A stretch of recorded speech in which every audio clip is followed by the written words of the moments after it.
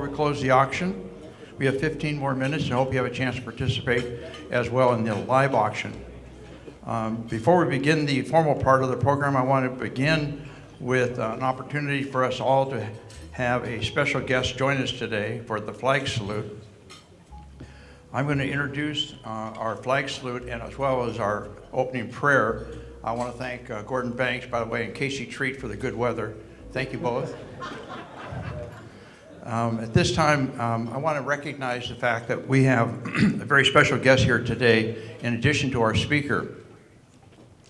Thousands of miles away from here, there are people fighting for their lives in Ukraine. We're very fortunate to have the Consul General from Ukraine, who became an American citizen 5 years ago. And he is going to lead us in the flag salute, and I can't think of anything more appropriate than to have someone from Ukraine be the person to lead us in the flag salute. And then after that, we're going to have Pastor Gordon Banks. Pastor Banks has been very kind to be our lead prayer giver for the last 3 meetings of this program. Gordon, as many of you know, played undergraduate football at Stanford University, where he was a wide receiver, and he also played at New Orleans and finished his career with the some smaller team in Dallas. He's a cowboy at heart, believe me. At this time, I want to recognize Valery I'm going to mispronounce this, Golobarako. Valery is a gentleman who represents Ukraine for the Northwest. He is the father of 4 children. He's expecting his 5th. He reflects so much about what is happening in Ukraine, and I thought it was appropriate to ask him to lead us in prayer, because he's not only the Consul General for Ukraine, but he is an American citizen, and he knows that freedom is never free. Valery? Thank you, my friend. So as people are talking about courage and bravery of people of Ukraine, I want to say that this room is filled with those who teach future generations of what is to be free and courage and character. All the pastors, all the athletes, all the teachers, thank you so much for future generation, for your investment in future generation, and for standing together with Ukraine. And it's my honor to do pledge to the flag. I pledge allegiance to the flag of the United States of America and to the republic for which it stands, one nation, indivisible, with liberty and justice for all. Valery, thank you very much. Thank you very much, and thank you to the people of Ukraine.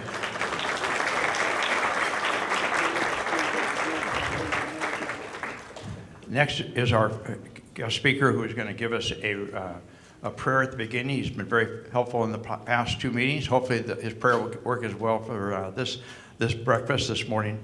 Again, as I said at the outset, Pastor G is someone who's very much part of sports programs and very much part of our community. Pastor G. You know, the student athletes, can I have you guys raise your hand?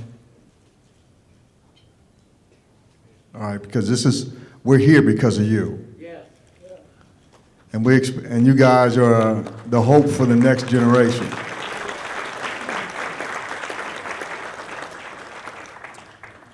Father, we thank you for the student athletes that are here. Thank you for the spirit that is in them and how hard they work and the discipline that they must show to rise to a new level. Be with them and encourage them, strengthen them. Let the culture that is against them be broken, and let wisdom and favor be upon them. As they lead, let them lead with love. Let great wisdom be in their hearts. And let the drive to succeed, to overcome, be strong enough to not only cause them to overcome, but to those that follow them. Let them lead with a spirit that helps those that can't help themselves, so that they become difference makers, change agents, powerful forces for this generation and the next. Thank you for these men and women who have come together to support this work. Be with us, encourage us, strengthen us, give us resources that we've never had before, so we can do things that's never been done before. This is a different era than we've ever been. but you can help us lead with victory, lead with understanding. Thank you for great favor, God, because your presence is here, we are here, and we overcome. Thank you for all these men and women who have led during this hour. Watch over them and keep them safe and secure. We seal this word in Yeshua's name. Amen.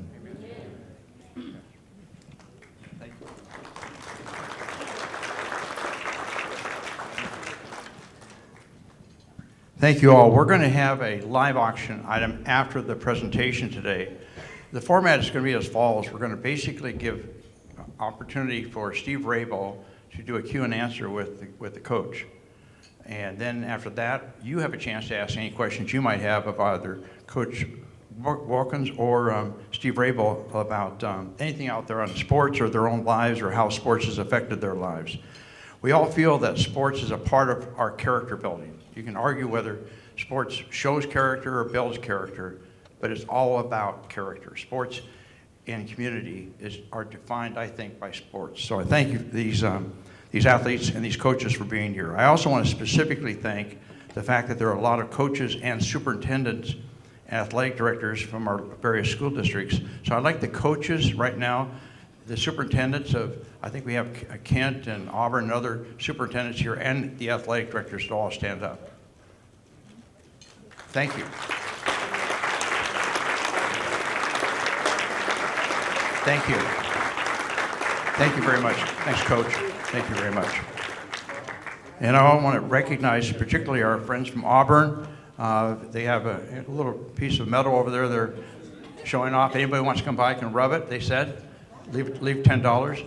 But congratulations to the Auburn high school basketball team for their success this past season.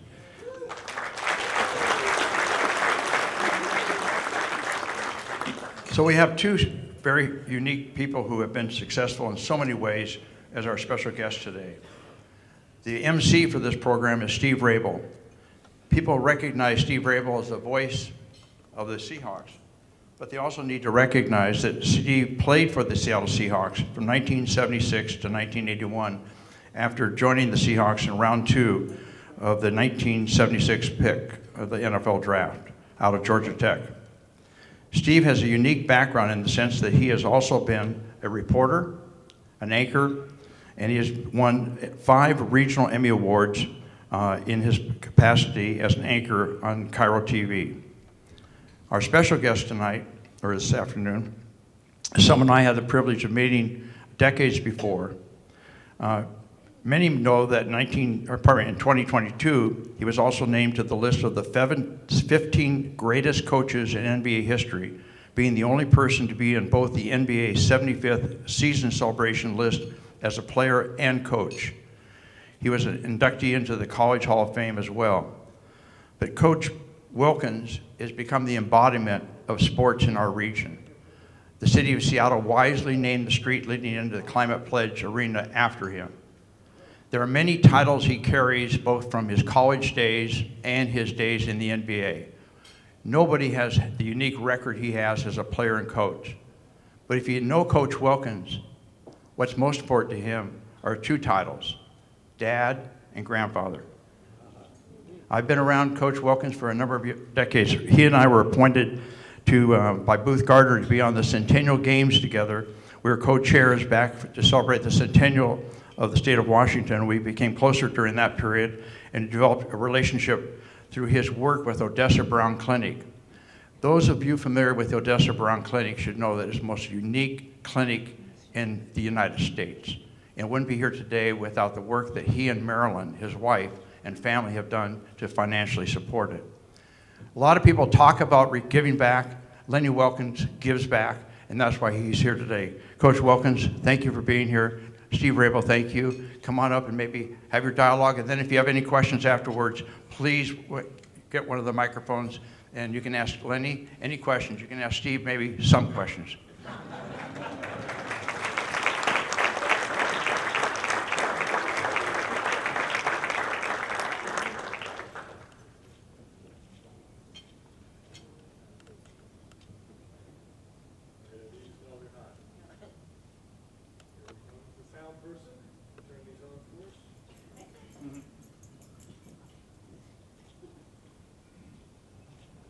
You just have to push it up. That's why you're in the Hall of Fame, Lenny. And that's why they charge me admission to go. Hi, everybody. How are we doing today? It is great to see a full house here today. Coach, we've seen each other now twice in the last 3 weeks, and it took us probably almost a decade before that to get together. So it's great to see you. How you feeling? Everything all right? I'm feeling great, you know, and it's nice to see people and talk with people, see these young people out here. It's in my DNA. I've been watching a lot of TV. I never used to watch TV, but because COVID forced us into that, and then, of course, I watched the NBA probably more than I should. My wife tells me, she says, they can't hear you, so keep quiet. Do you mind if I ask, because I think a lot of people here, we've known you all of our adult lives. Your last birthday, you were? 84.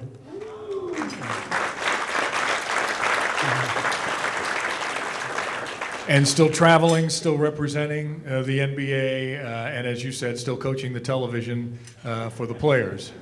Well, you know, travel was a way of life, and I enjoy traveling. I enjoy going places, meeting people, talking. You know, it's a fun thing.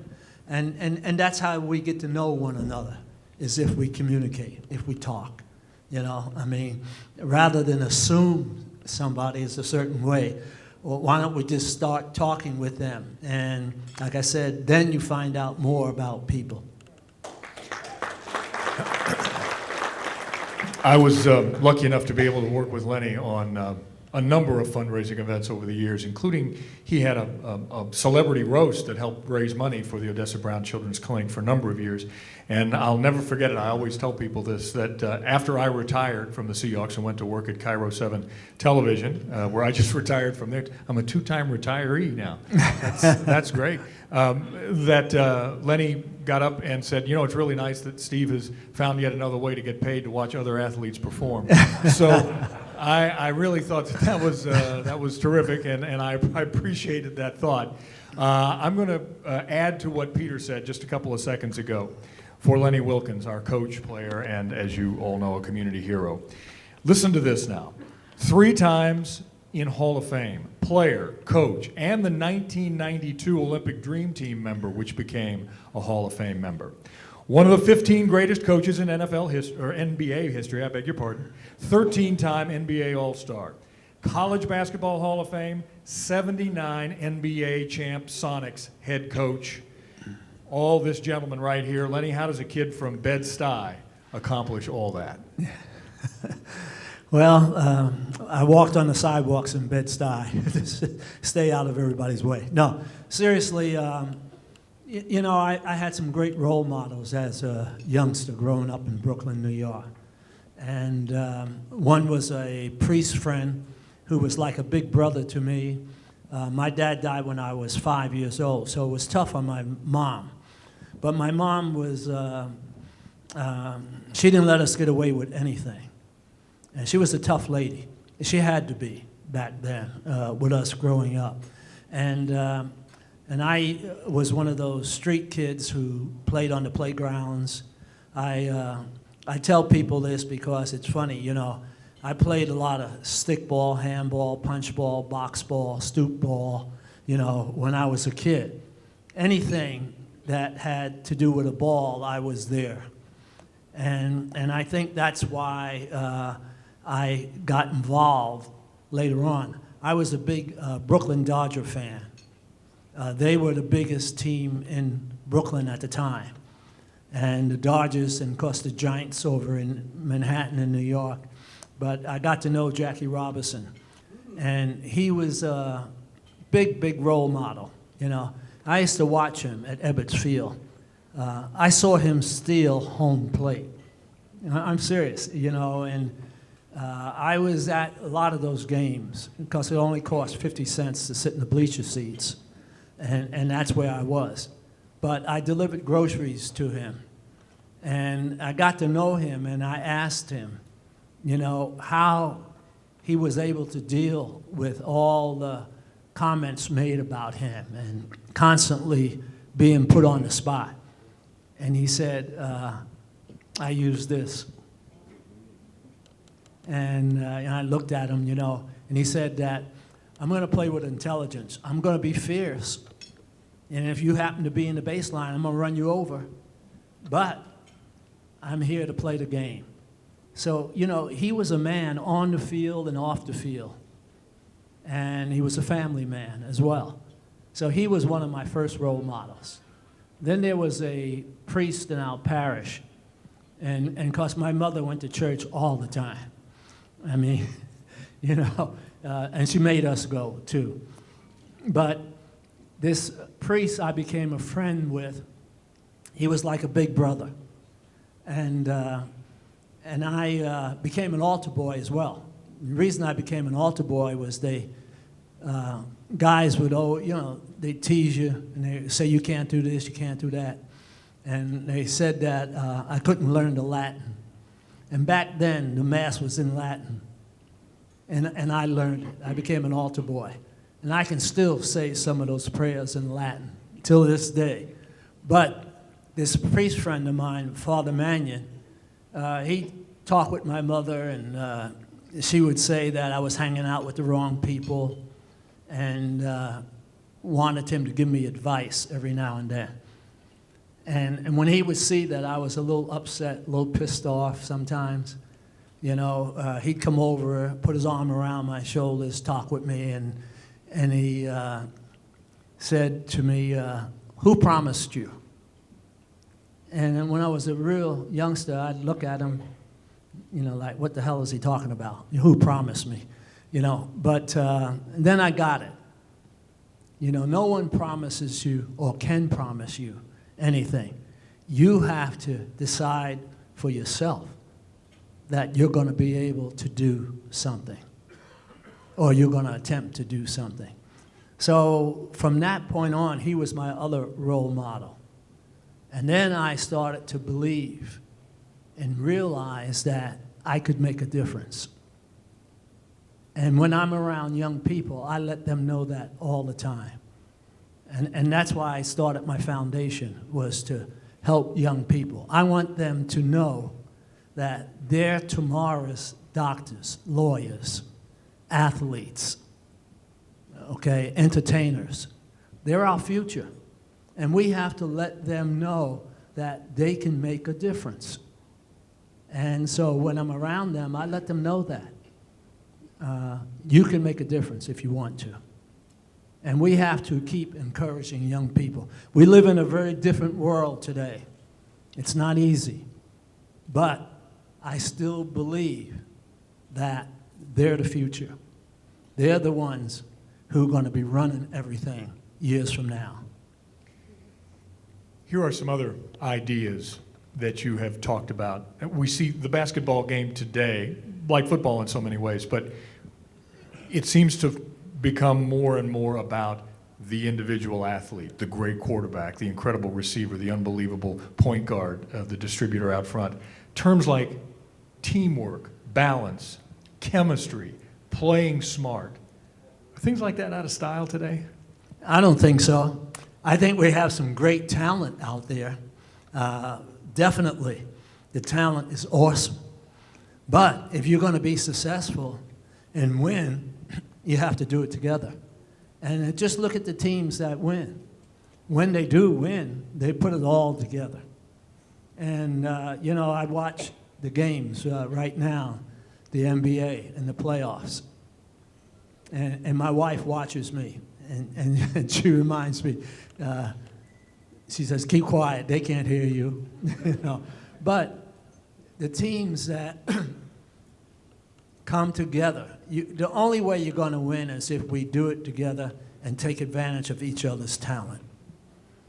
And that will be there forever. The talent is great, but sometimes they're not successful because they miss out on how to use each other's ability.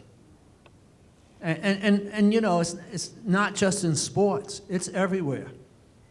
I remember I spoke to Microsoft many years ago, and they were asking me questions, and they were working teams, and they were saying they had this one person on the team that would not contribute. And I asked them, can you be successful with that? And they said no. So I said, well, then you need to let him go, or her go. And they kind of looked at me, and I said, hey, if you want to be successful, either they join the group or you move on without them. Give us one of the big, and I don't mean just moving some players around, but I mean one of the big things you brought to the Sonics. You took a team that had fired a coach the year before and turned them into the NBA champs. And I'm looking around the room, Wes and Pete and a few others around here. We're old enough to remember that great run of those Sonics teams with you as the coach. What was it that you brought to that team? What was it that you saw in those guys that said, we can be champs? Well, the experience comes with a lot of things that you do in life. And I remember I was a player coach. And I was a player coach in Portland. I got the guys to understand that they needed to play together. We had one player on the team, and I won't name him, but he was contrary to everybody on the team. He didn't want to go along with what we were doing. And the guy who hired me was a guy named Herman Sarkowski, who left right after he hired me to become the managing partner for the Seahawks. He lived in Bellevue. And the new owner, his partner, was from L.A. And I met him, and we talked, you know, and everything. So as we were putting the team together, I had final say in my contract that as to who we would draft. And I picked two young players, a kid named Lionel Hollins and Bobby Gross. And I played them a lot. And I was catching hell from a writer down in Portland because I was playing them. But I felt that they were going to be the future. I mean, they demonstrated that they needed the opportunity to play, to survive their mistakes. And this one guy on the team who I wanted to trade, and they wouldn't trade him. So at the end of the year, they called me in, and the owner said, we're going to make a change. And they wanted to move me. And I said, fine, it's your team. I mean, they still had to pay me for a couple of years. I don't know if I would have said that if I didn't have that, but I said, it's your team, you know, you have to do what you do. And so they let me go. And the guy they hired comes in, who I knew real well, named Jack Ramsey. And he tells them the same thing I told them. This guy's got to go. Now, they're already paying me, so, you know, they're not going to fire him too. So they get rid of the guy. And the team goes on and wins the championship. And I felt good because I picked all those guys. So I worked a year for CBS, and then I went back to the Sonics. And they had a trade going, and I stopped the trade. They were going to trade Fred Brown, and I said, no, that's not a good trade, good move. And we blocked that trade, and I made a trade for Marvin Webster and Paul Silas, and the team got off to a terrible start. They were 5-17. And the owner said, well, you picked these guys, why don't you coach? So I took over as coach, and we won 10 straight. And the team, we got to in the playoffs that year, we got to the finals. We lost in the finals, but I felt very good about it because I knew the players. And the next year, we won the championship. So, you know, sometimes you got to do what you believe. But, you know, I knew my talent. I knew what these guys could do. And, you know, so much of that is so important when you deal with talent. You know, how do you use the talent? You know, I tell them all the time, respect's a two-way street. If you want respect, you got to give it. You know, and if you want to be successful, you got to put hard work in. And we did that. That was a great team. And I still think to this day, those players don't get the credit they deserve. And they have remained great friends, not only with each other, but we had a chance to be with them a couple of years ago for the anniversary of the championship. And it was just such a treat to see guys that I've known now for 40 years, guys like Sigma and Freddie and Gus and all the rest. Terrific guys, and you know, they fit right in here. They come in and sit in this room, and they just chat all day. They're just those kind of guys. So we think of them often. Now, you got a lot of young guys right here. You got a lot of young athletes here, some of whom could go on and play major college basketball. Some will go on and play in other, you know, smaller colleges. Probably just a small percentage has that opportunity to make it to the big time one of these days. What do you tell young athletes about that progression and about how to set those goals to become the best player and the best person they can be? Well, I think it's really important that they understand that you want to be as good as you can be. That's number one. And how do we go about that? Well, one of the things, and I tell young coaches the same thing, preparation. Preparation is so important. You have to be prepared for every challenge that you meet. And if your preparation is there, then all the other things start to happen. You got to have preparation. You got to have love of the game. You got to have a work ethic that I'm going to be there until I get it. I'm going to work. I'm going to improve. And I'm going to put the time in. And if you do that, you have a chance of being successful. But not only that, you have a chance to be successful in life, period. Because some of us will go on to be great athletes. Some of us will go on to be great teachers. It'll carry over into other professions. So I think that's so important for young people. One more question, and then we're going to open it up to questions from you guys, so be thinking. When I mention your bride, Marilyn, your faith, and your Lenny Wilkens Foundation for Children, what comes to mind? Well, I've been married a long time.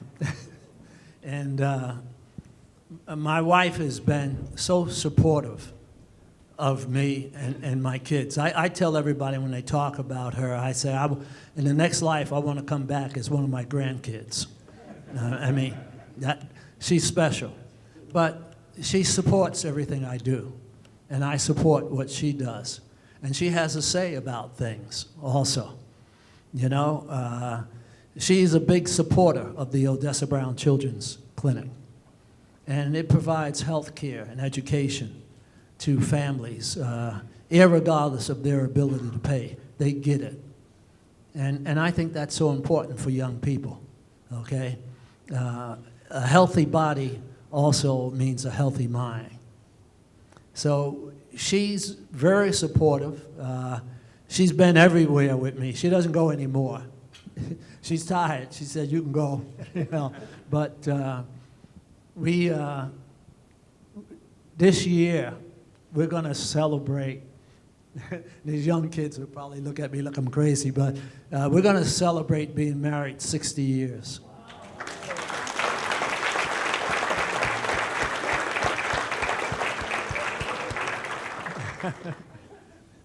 Congratulations. Thank you. That's incredible. All right, so you've heard a little of the philosophy and what got Coach to where he is today. Let's have a couple of questions from you guys. Speak up loudly so we can hear you up here in the front, and just raise your hand and we'll point you out, and you can kind of stand up and ask your question. Who's going to start us? Who wants to ask a question? Don't tell me nobody's got a question. Yes, ma'am.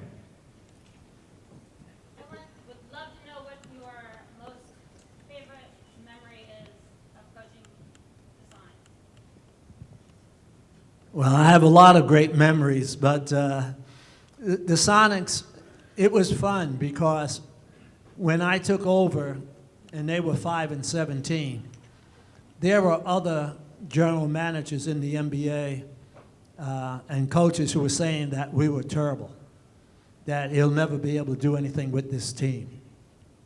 And when I took over, I went on the road to meet the team. And I talked to them, and I said to the players, I want you to buy in because I think we can be better than we are, than we've shown. But I need all of your support. And one of the guys on the team turned to his teammate and said, what's he smoking? But it was funny. But we were in Kansas City. We win that game by 1 point. Then we had 2 days off. We're in Boston. And I had a chance to change some things around. And I talked to the players about who I thought should start, who I thought could bring us something off the bench, how we could really mesh with one another. And we worked on it for 2 days. And then we played Boston, and we beat Boston. And we won 10 straight after that. So that was the beginning of it.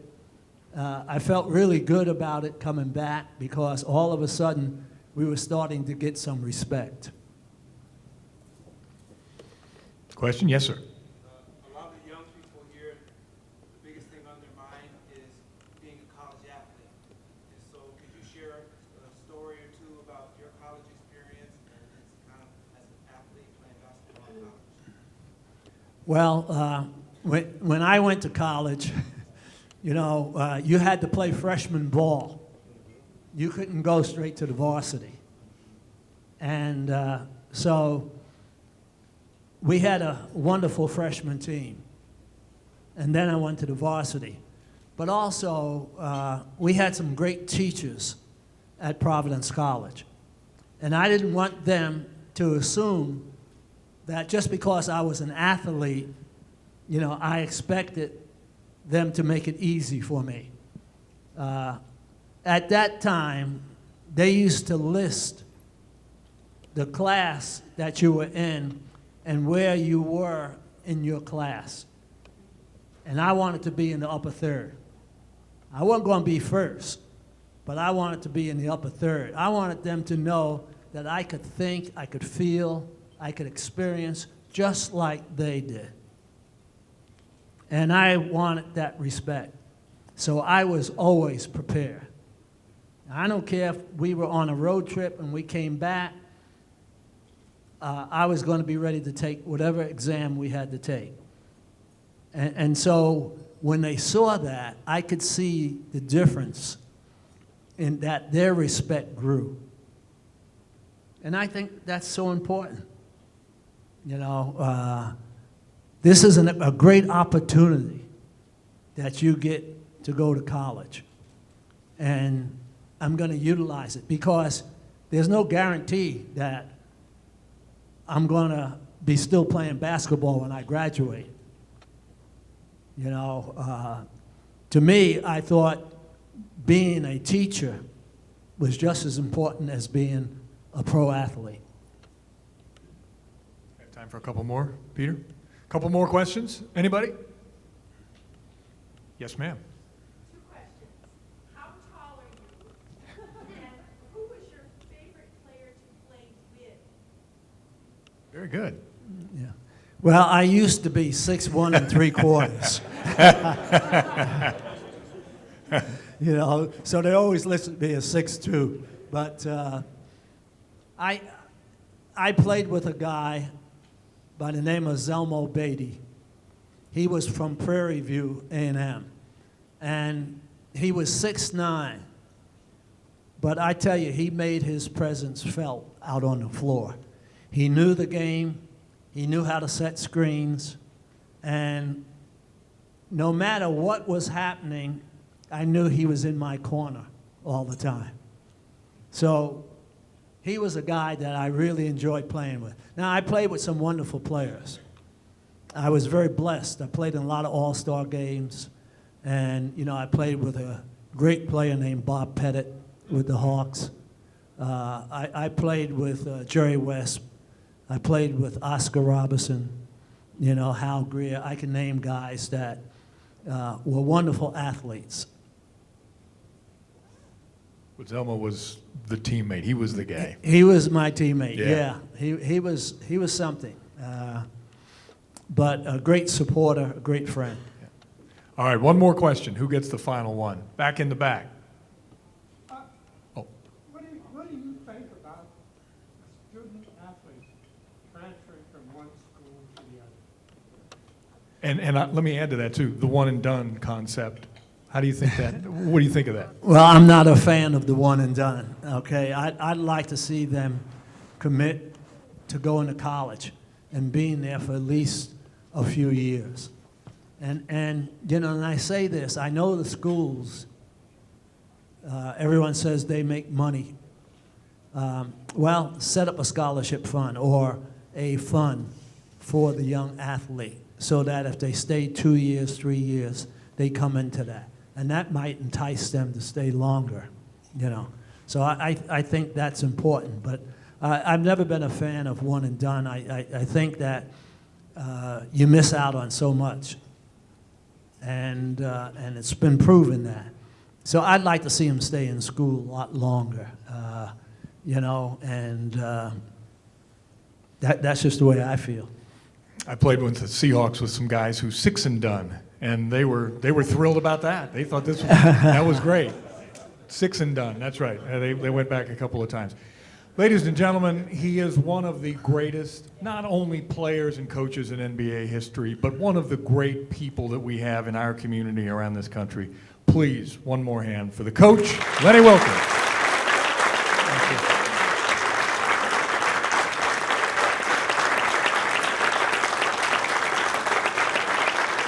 Thank you.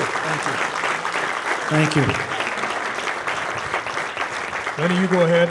I got a couple of things I have to do business-wise here, so you go ahead and sit down and enjoy some of the lunch that you didn't have a chance to eat a few minutes ago. A couple of reminders. On your tables, there are donation forms, so please fill one out and make as big a donation as you can. Remember, the South King County Scholar Athlete Fund, that's why we're here.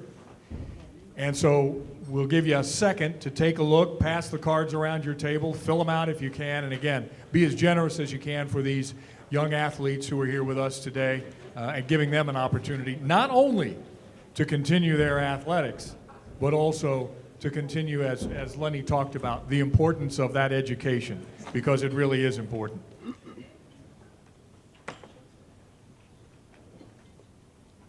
All right, as you're having a chance to fill that out, I'm going to guess that many of you can do more than one thing at one time, so I'm going to do one more thing here. We also have a couple of opportunities here to earn. Oh, if you've gotten a silent auction item, check at the table, Peter. Check at the table if you think you were the high bidder on a silent auction item, and even if you don't think you were, check at the table to see who was, and you can pick up those before you leave. The final part of this part of the program is we've had a couple of great donations here, and so we want to give you a chance to bid on them right here in the room. We're going to have a little live auction. I haven't done this for a little while. This doesn't go over very well on Zoom, and we've done nothing but Zoom for the last 2.5 years as far as fundraisers go. So this gives us a chance to just get a few more dollars into the fund here, and also gives you a chance to pick up a couple of terrific items if you are so inclined. So here we go. This is from the Seahawks. 2 lower bowl tickets and 2 sideline passes to a regular season Seahawks game this coming year. Now, I will tell you, the Monday night game against Denver might be tough. That one might be tough to get tickets to. But there's a lot of other games, and as one who is down on the field before every game, before I go up to the press box to call it, there is no more exciting thing in the world than to be down on the sidelines. Even if you guys and gals, you've been around players before, But to be on the sidelines and watching these guys warm up and kind of catch their attention and say hey, and they run by you and give you a high five, it really is fun. It's a great thing. So 2 tickets, 2 sideline passes, a KJ Wright signed football. I got a feeling KJ is going to end up in the Ring of Honor one of these days after he retires. He may end up on the staff of the Seahawks before it's all said and done. A signed football by KJ Wright and other Seahawks souvenirs. So there you go. That's a big item. 2 tickets, 2 sideline passes. They're tough to come by during any season. They're going to be tough to come by this year as well. So who will start the bidding at $250? Who'll give me 200? There's 250 there. Who'll give me 350? 350 there. Yes, ma'am. 450. Anybody? 450 right here. 550 over there, ma'am. 550. I've got 450 over here. 550 to you. 550. Anyone? 550. I'll look to this side of the room there. Oh, you almost bought yourself some tickets, ma'am. 550. Anybody? I have 450. I have 550 to you, sir. Thank you. 550 for the Seahawks bid. Who'll give me 6? Who'll give me $600? 550 for the package of the Seahawks tickets. Right here is 6. How about 650? 650 in the back. 7 to you, sir. 7. I got 700 right here. How about 800? Let's just jump it up. Who'll give me 800? 800 to you, sir. How about 9? Anybody 9? We're getting close to that big number that I'm hoping to hit. I got 800. I need 900. 900. I've got 800. 900 over here. $1,000. There's 1,000. 1,000 here. How about 1,200? 1,200, anybody? 1,200. I've got $1,000 once. 12 right there. 15 to you, sir. 12. 15. We got a game here.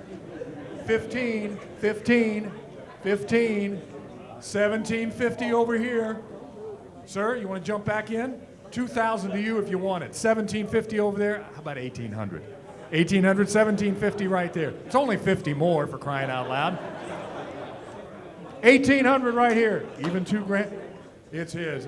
Right there. I'm going to end it right there. Thank you, sir. Congratulations. $1,800.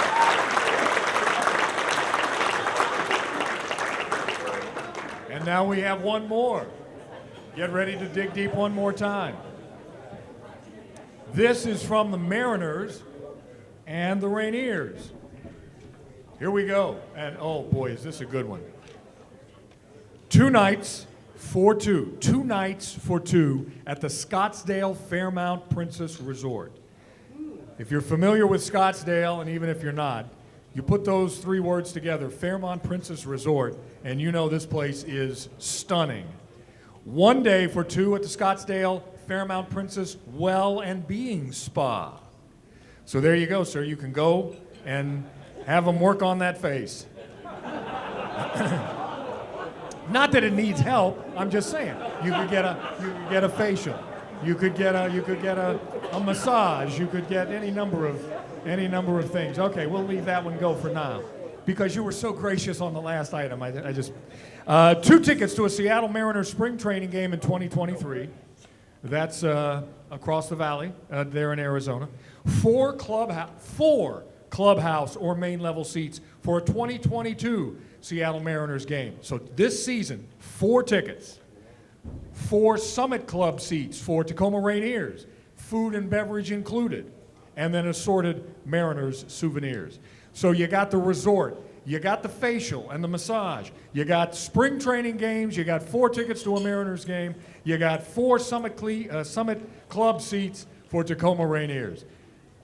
These don't come up very often, items like this, so who'll start at $500 on this item? $500. This is everything you could want in baseball in the Pacific Northwest. $500 to you, sir. Anybody with 6? $600. I got 5 over here. 6? $600. There's 6 to you, sir. 6? 7 to you, sir. 700. How about 8? 800. 900 to you, sir. I've got 8 on that. There's 900. You wore over 1,000 last time. There's $1,000 for this one. Anybody else? $1,000, sir, to you. Anything more? $1,250. Oh. $1,250 to you, sir? $1,250, way to go. $1,500 to you? $1,500, I got $1,250 right here. $1,500 looking right at you. $1,500, how about $1,750? $1,750, all right.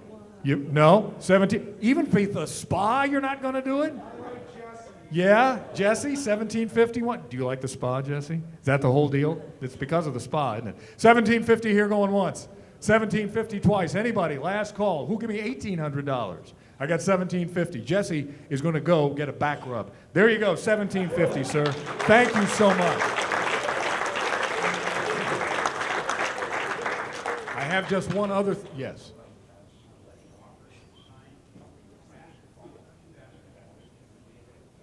You're putting me to work here, aren't you? You didn't tell me I had to do all this.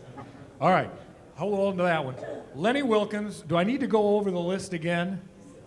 3-time Hall of Fame member, all those things that I mentioned to you. 13-time NBA All-Star, College Basketball Hall of Fame, 79 Sonics championship team. He's going to sign. He's got 2 basketballs here. He's going to sign both of them for you. Hall of Fame signage is rare. Trust me when I tell you, because I know somebody named Steve Largent who is a Hall of Famer. Whatever happened to him, by the way? He ended up playing football somewhere.